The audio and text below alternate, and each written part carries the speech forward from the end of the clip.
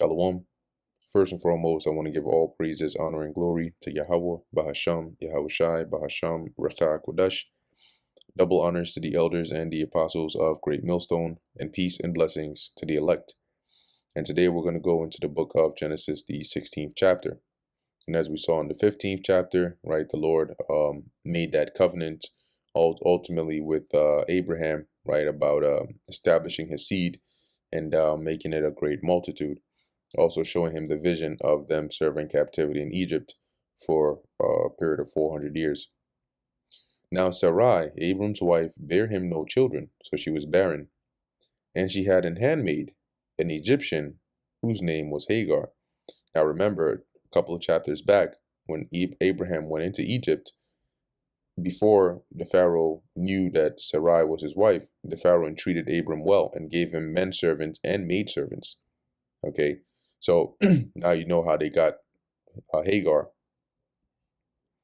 And Sarai said unto Abram, Behold now, the Lord Yahweh hath restrained me from bearing, meaning that he hath, closed her womb so she can't have children. She can't bear children.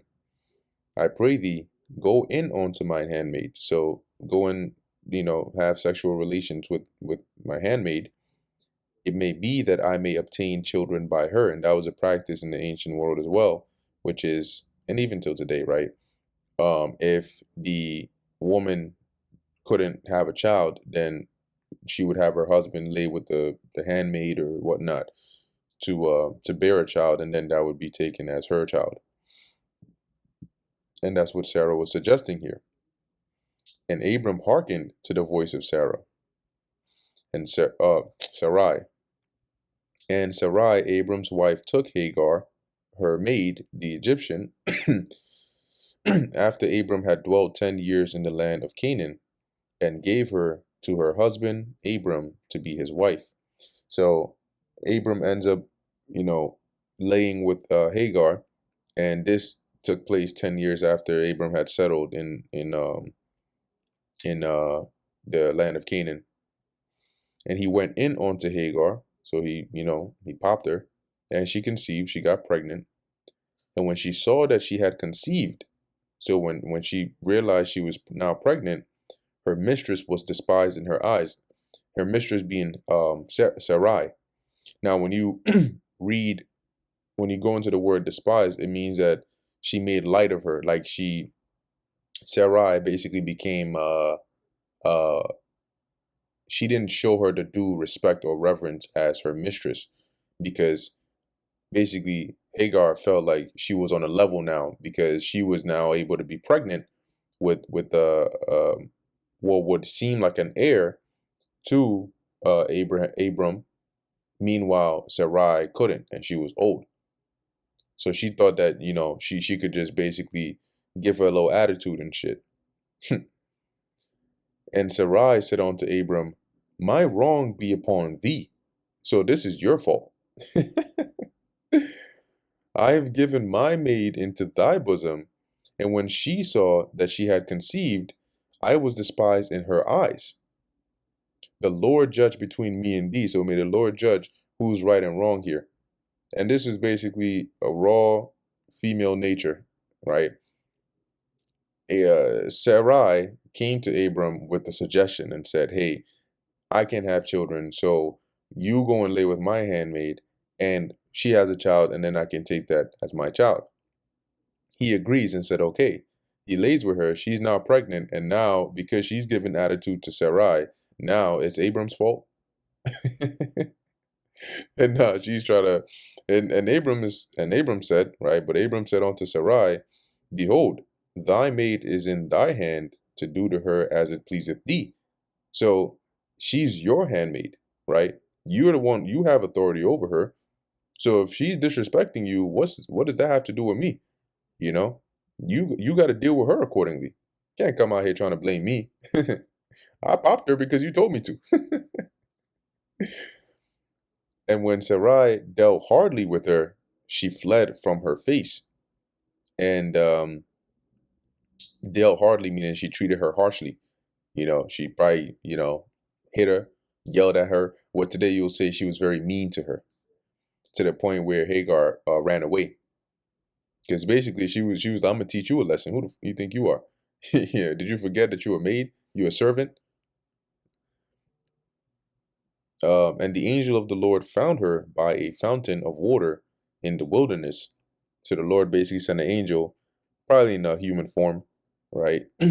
and came to Hagar, as it says, by a fountain, so by a well in the wilderness, by the fountain in the way to Shur, which is on the way to Egypt. So she was trying to run away back to Egypt, because remember, that's where she came from. And he said, Hagar, Sarai's maid, whence comest thou, and whither wilt thou go? So where are you coming from, and where are you trying to go? And she said, I flee from the face of my mistress Sarai. And the angel of the Lord said unto her, Return to thy mistress, and submit thyself under her hands. So go back and go and, serve her as before.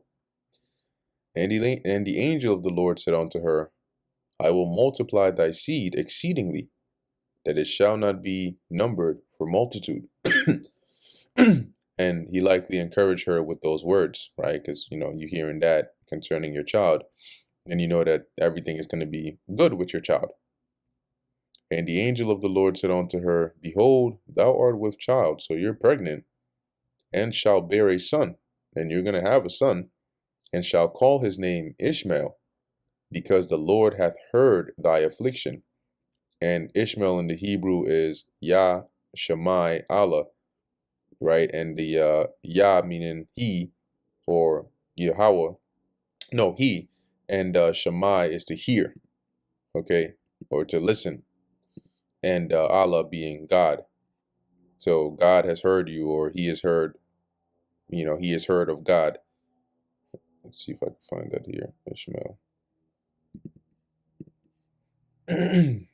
All right, so Yah Shammai Allah. God will hear, heard of God. So the angel tells her, You're going to call him Ishmael, because the Lord hath heard thy affliction. And he will be a wild man. His hand will be against every man, and every man's hand against him.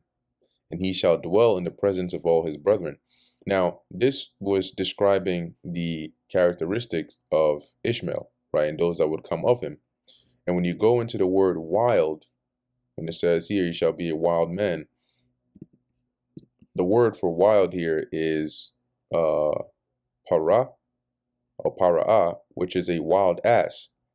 And when you look at it here, it says the secondary sense of running wild, the onager, which is a species of a wild ass. And I looked that up here, specifically the characteristics of this onager, onager. Anyway, it says it's also known as the Asiatic wild ass, or Hermion, or Hemion, are highly adaptable horse-like equids native to the deserts and grasslands of Asia. Key characteristics include their incredible speed, social complexity, and resilience in harsh, arid environments.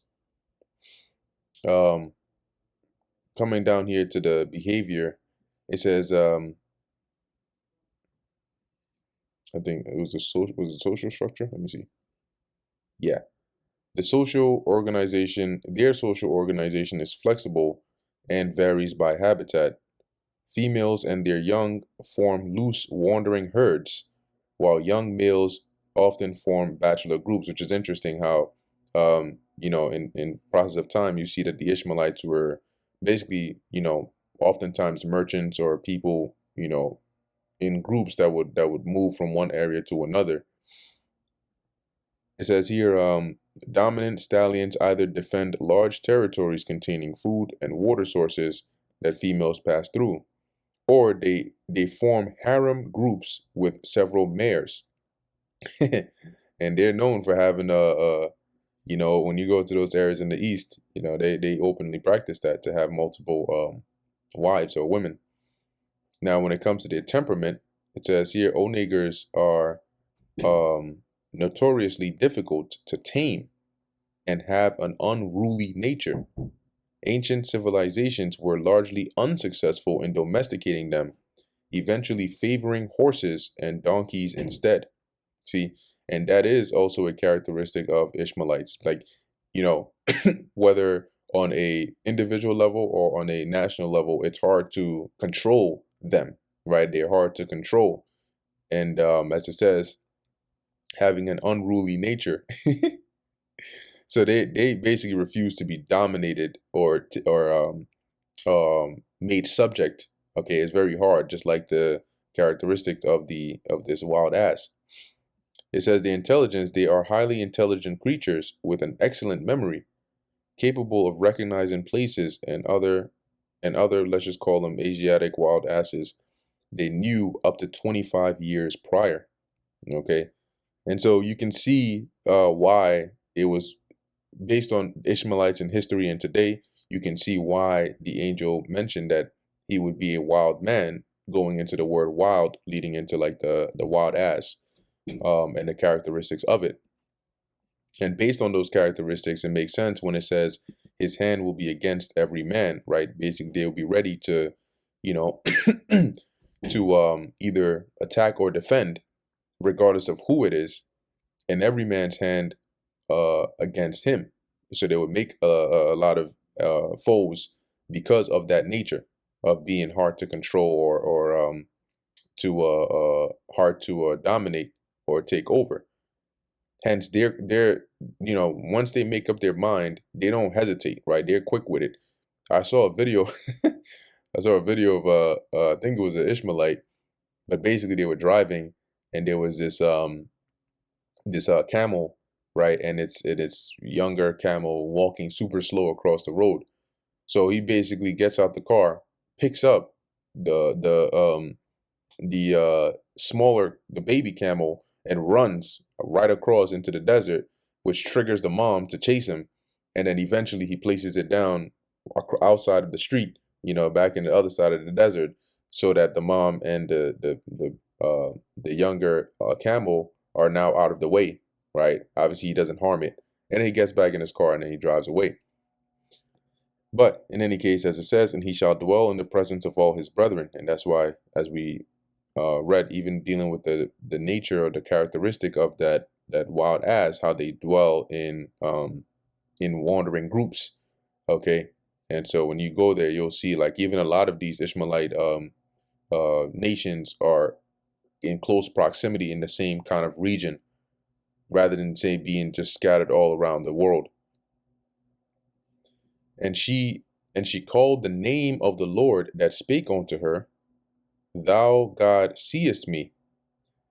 For she said, Have I also here looked after him that seeth me?